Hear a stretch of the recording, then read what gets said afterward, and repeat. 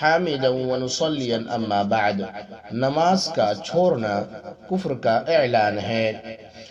رسول اللہ صلی اللہ علیہ وسلم نے فرمایا، آدمی اور شرک اور کفر کے درمیان فرق نماز کا چھوڑ دینا ہے۔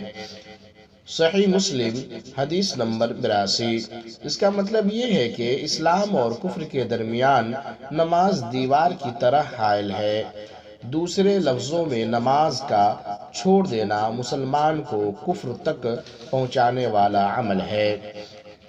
رسول اللہ صلی اللہ علیہ وسلم نے فرمایا، ہمارے اور منافقوں کے درمیان عہد نماز ہے، جس نے نماز چھوڑ دی پس اس نے کفر کیا۔ جامع الترمذی حدیث نمبر 2621۔ عبداللہ بن شقیق رضی اللہ عنہ روایت کرتے ہیں، صحابہ کرام رضی اللہ عنہم اجمعین اعمال میں سے کسی چیز کے ترک کو کفر نہیں سمجھتے تھے سوائے نماز کے۔ جامع الترمذی کتاب الایمان حدیث نمبر 2622۔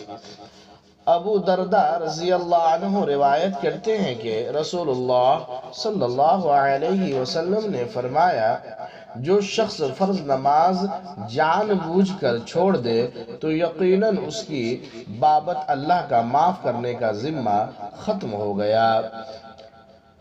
ابن ماجہ کتاب الفتن حدیث نمبر 4034۔